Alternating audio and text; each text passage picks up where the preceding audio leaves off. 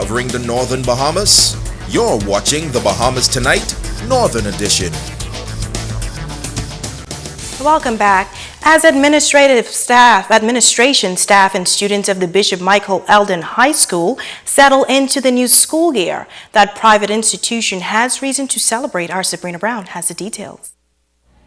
Bishop Michael Eldon High School is celebrating some extraordinary students who sat national exams with high grades. Vice Principal Sophia Howden says students and teachers at BMES work hard to achieve their goals. We first of all give credit to their teacher, Mr. Nair, who has worked with them tirelessly from grade 7.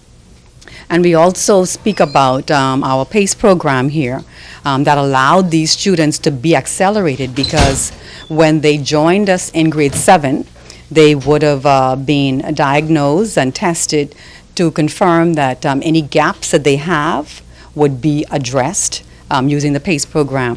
BMES High is also celebrating the accomplishments of another group of junior high students. For the first time, we are allowed our grade 7s to take a maximum of 3 BJCs: math, health science, and religion. And we're so proud of how they performed. Many of them passed with high levels.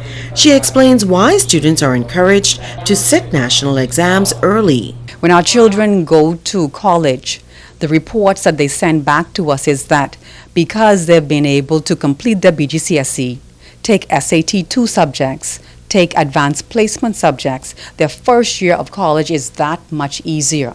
In fact, many of our grade 12 students, because they take the AP exam, if they score higher than 3 out of 5, so they can score 3, 4, 5 out of 5, that is considered to be an indicator of future college success. And as a result of that, many colleges will give them credit. Sabrina Brown, ZNS Network News. Bethel's Bookstore closing out their GBopoly promotion. Marketing representative Shannon Evans says it's a buy local summer rewards program to encourage Grand Bahamians to shop at home. She notes that this year the level of participation really improved. Really encouraging to know that our Grand Bahamians, they love shopping here at home, especially when they're rewarded for it. And our corporate partners have been so helpful. They've sponsored some prizes and they've been in with us. Some of them have been in with us since last year. And so we're grateful for that, and we're grateful for the persons who jumped on board this year, and we're going to be grateful for the persons who jump on board next year. A number of companies that partnered with Bethel's, including Chantis Games. Karen Wilson of the marketing department says they were happy to join in on the fun. What I was doing was going around to the stores, which was 4 stores, and handing out the GBopoly match play game cards to the customers that come and support Chances. It's important for Chances to support this program because we're trying to have customers shop at home instead of going abroad, so we could try to keep some of the money here in Freeport, Grand Bahama. The Grand Bahama Health Service is preparing to observe World Mental Health Day. The annual observance will be marked with a special forum at the Christ the King Hall at 10 a.m. tomorrow under the theme Mental Health in the Workplace. Dr. Daphne Adderley-Sands explains. Untreated mental disorder in employees and their family members result in poor productivity at work, reduce in rates of labor participation, poor concentration, increase in workplace accidents, high turnover, and we will have an increase in call-ins. 1 of 4 adults will experience some mental health difficulties, and yet the prejudice and the discrimination that we all experience, especially the stigma, discourages people from seeking help. The vision of this workshop is to start the discussion so we can define best practices in promoting better health in the workplace. Clinical psychologist at the Grand Bahama Health Services, Michelle Lundy, says a number of activities have been planned in an effort to get their message out. She outlines the focus of tomorrow's seminar. The forum is going to address such issues as stress in the workplace, depression, stigma and discrimination, why employers need to address mental health in the workplace, and we will also give points on what a mentally healthy workplace should look like. We will also be talking about work-life balance. The second function that we will be having is the walkathon, which will take place on October 28th at 6 o'clock a.m., leaving the Rand Hospital to the Ranfley Circus, back to the airport, and ending at the Rand Hospital, where we will have a south-south. A noted physician is expressing concern about the increase in sickle cell disease and is offering some sound advice. Our Megan Shepard reports. The U.S. National Library of Medicine says that sickle cell disease is a group of disorders that affects hemoglobin, the molecule in red blood cells that delivers oxygen to cells throughout the body. People with this disorder have atypical hemoglobin molecules called hemoglobin S, which can distort red blood cells into a sickle or crescent shape.